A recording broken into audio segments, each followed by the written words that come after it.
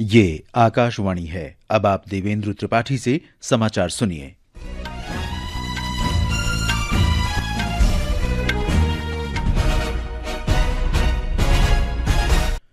प्रधानमंत्री नरेंद्र मोदी ने आज नई दिल्ली स्थित अपने आवास पर एक उच्च स्तरीय बैठक की। बैठक में रक्षा मंत्री राजनाथ सिंह, विदेश मंत्री सुब्रमण्यम जयशंकर, राष्ट्रीय सुरक्षा सलाहकार अजीत डोभाल, रक्षा प्रमुख जनरल अनिल चौहान, थलसेना प्रमुख जनरल उपेंद्र द्विवेदी, नौसेना प्रमुख एडमिरल दिनेश त्रिपाठी और वायुसेना प्रमुख air chief marshal Amarpreet Singh मौजूद थे। ये बैठक कल भारत और पाकिस्तान के सैन्य अभियान महानिदेशकों की बातचीत के बाद संघर्ष विराम के मद्देनजर हुई। दोनों देशों के ये अधिकारी कल फिर से बात करने वाले हैं। एक रिपोर्ट।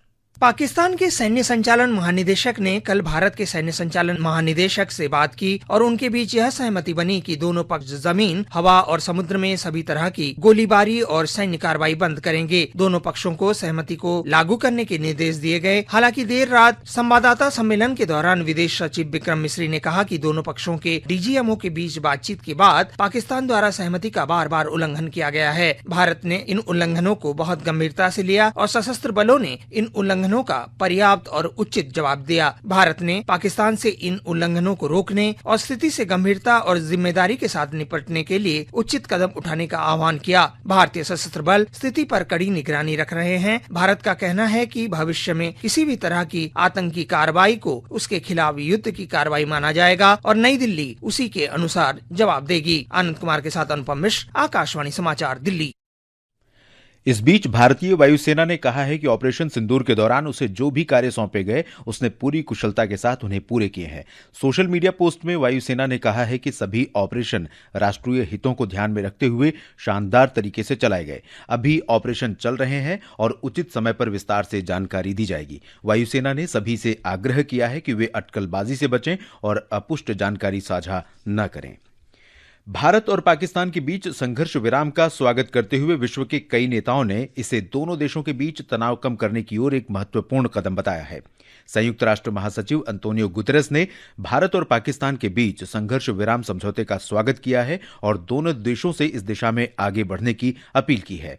ब्रिटेन के विदेश मंत्री डेविड लैमी ने संघर्ष विराम का स्वागत करते हुए दोनों देशों से शांति बनाए रखने का आग्रह किया है।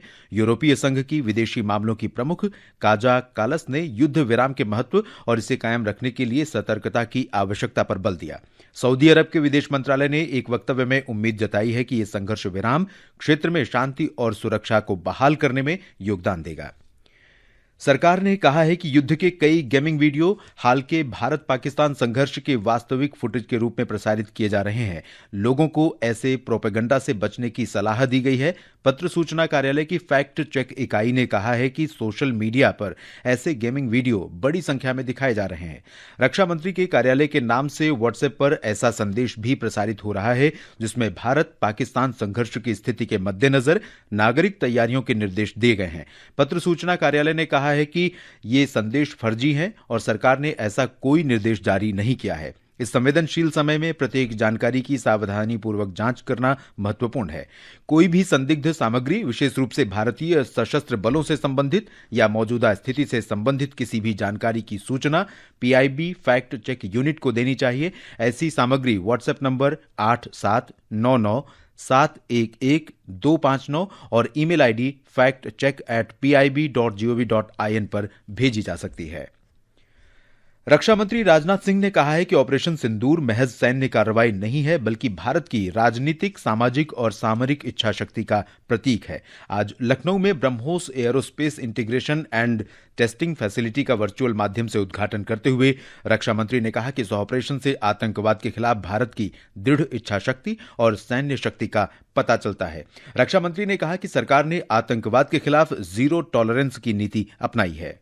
भारत में आतंकवादी घटनाएं करने और कराने का क्या अंजाम होता है, ये पूरे विश्व ने उरी की घटना के बाद देखा, जब हमारी सेना ने पाकिस्तान में घुसकर सर्जिकल स्ट्राइक की। पुलवामा के बाद देखा जब बालाकोट पर एयर स्ट्राइक की गई और अब पहलगाम की घटना के बाद दुनिया देख रही है कि जब भारत ने पाकिस्तान के भीतर घुसकर मल्टीपल स्ट्राइक्स की हैं। आतंकवाद के खिलाफ जीरो टॉलरेंस की नीति पर चलते हुए हमारे प्रधानमंत्री श्री नरेंद्र मोदी ने स्पष्ट कर दिया है, यह नया भारत है जो आतंक के खिलाफ सरहद के इस पार और उस पार दोनों तरफ प्रभावी कार्रवाई करेगा। रक्षा मंत्री ने कहा कि BrahMos aerospace integration and testing facility से देश की मारक शक्ति बढ़ेगी। उन्होंने कहा कि आज राष्ट्रीय टेक्नोलॉजी दिवस पर इस सुविधा का शुरू होना विशेष रूप से महत्वपूर्ण है।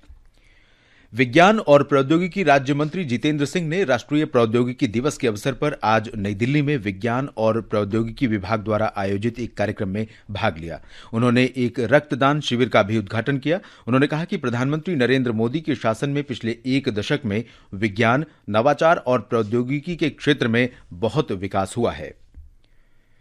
ईरान के विदेश मंत्री सईद अब्बास अराघची ने कहा है कि अमेरिका से बातचीत में वो अपने परमाणु अधिकारों से समझौता नहीं करेगा।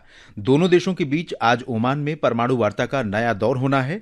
कल दोहा में चौथे अरब ईरान सम्मेलन में श्री अराघची ने जोर देकर कहा था कि ईरान हमेशा ही परमाणु अप्रसार संधि का सदस्य रहा है और यूरेनियम संवर्धन सहित परमाणु ऊर्जा के शांतिपूर्ण इस्तेमाल का अधिकार रखता है। रूस के राष्ट्रपति व्लादिमीर पुतिन ने यूक्रेन के साथ बिना किसी विलंब के 15 मई तक बातचीत शुरू करने का आह्वान किया है। राष्ट्रपति पुतिन ने टेलीविजन संबोधन में कहा कि प्रस्तावित वार्ता तुर्की की राजधानी इस्तांबुल में होनी चाहिए। इसमें दोनों देश नए युद्ध विराम समझौते पर सहमत हो सकते हैं। श्री पुतिन ने कहा कि वे इस बारे में तुर्की के राष्ट्रपति रिचैप तैयब एर्दोआन से बात करेंगे। यूक्रेन ने इस प्रस्ताव पर कोई टिप्पणी अब तक नहीं की है। बलूच लिबरेशन आर्मी बीएलए ने बलूचिस्तान में 39 अलग अलग जगहों पर कई हमलों की जिम्मेदारी ली है। एक प्रेस विज्ञप्ति में बीएलए ने घोषणा की है कि यह ऑपरेशन अब भी जारी है, जिसमें कई रणनीतिक उद्देश्यों को पूरा किया जा रहा है। बीएलए के प्रवक्ता जीएंद बलूच के अनुसार हमलों में कई ठिकानों को निशाना बनाया गया है, जिसमें पुलिस स्टेशन, सैन्य काफिले और प्रमुख राजमार्गों के किनारे ढांचागत सुविधाएं शामिल हैं। बीएलए पाकिस्तान के बलूचिस्तान में स्थित एक सशस्त्र अलगाववादी गुट है जो बलूच लोगों के लिए आजादी चाहता है। बांग्लादेश में अंतरिम सरकार ने आतंक रोधी कानून के तहत पूर्व प्रधानमंत्री शेख हसीना की अवामी लीग पार्टी की सभी गतिविधियों पर प्रतिबंध लगा दिया है। यह प्रतिबंध पार्टी और उसके नेताओं के खिलाफ मुकदमा पूरा होने तक जारी रहेगा। कल रात ढाका में अंतरिम सरकार की सलाहकार परिषद ने एक विशेष बैठक में यह निर्णय लिया। परिषद ने अंतर्राष्ट्रीय अपराध कानून में संशोधन को भी मंजूरी दे दी है, जिसमें किसी भी राजनीतिक दल, उससे संबद्ध निकायों या समर्थकों को दंडित करने का प्रावधान शामिल किया गया है। इस संबंध में आवश्यक परिपत्र शीघ्र जारी किया जाएगा। मौसम विभाग ने दक्षिण पश्चिम मानसून के 27 मई को केरल तट पर पहुंचने का अनुमान व्यक्त किया है। सामान्य तिथि से 5 दिन पहले मानसून के पहुंचने से खरीफ की बुआई और पैदावार अच्छी होने और जलाशयों का स्तर बढ़ने की उम्मीद है। इससे पहले 13 मई को बंगाल की खाड़ी के दक्षिण पूर्वी भागों और दक्षिणी अंडमान सागर पर मानसून के आगे बढ़ने की संभावना भी व्यक्त की गई है। मौसम विभाग ने इस वर्ष मानसून सामान्य से अधिक 105% होने का भी अनुमान व्यक्त किया है और यह लगातार दूसरा वर्ष है जब विभाग ने सामान्य से अधिक मानसून वर्षा का अनुमान लगाया है। खेलो इंडिया यूथ गेम्स में महाराष्ट्र 27 स्वर्ण और 22 रजत पदकों सहित 74 पदकों के साथ पदक तालिका में शीर्ष पर है। कर्नाटक 14 स्वर्ण और 19 रजत पदक सहित 39 पदकों के साथ दूसरे स्थान पर है, जबकि राजस्थान 11 स्वर्ण और 4 रजत पदक सहित 23 पदक लेकर तीसरे स्थान पर है।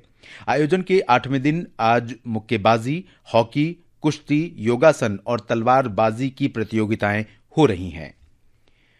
श्रीलंका के कोलंबो में खेले जा रहे महिलाओं के त्रिकोणीय एकदिवसीय क्रिकेट श्रृंखला के फाइनल मैच में भारत के 343 रन के लक्ष्य के जवाब में ताजा समाचार मिलने तक श्रीलंका ने 25वें ओवर में 3 विकेट के नुकसान पर 126 रन बनाए हैं। इससे पहले भारत ने टॉस जीतकर पहले बल्लेबाजी कर 50 ओवर में 7 विकेट के नुकसान पर 342 रन बनाए। भारत की ओर से स्मृति मंधाना ने शतक लगाते हुए 101 गेंदों में 116 रन बनाकर भारत के लिए विशाल स्कोर खड़ा कर दिया। वहीं हरलीन देओल ने 47 रन और जेमिमा रोड्रिग्स ने 44 रनों की शानदार पारी खेली है। दुनिया भर में आज मातृ दिवस मनाया जा रहा है। ये माताओं के प्रति उनके प्रति प्रेम, देखभाल और त्याग के लिए आभार व्यक्त करने का समय है। इस अवसर पर नागालैंड में गिरजाघरों में माताओं के सम्मान में विशेष प्रार्थनाओं का आयोजन किया जा रहा है। इसके साथ ही ये समाचार बुलेटिन समाप्त हुआ।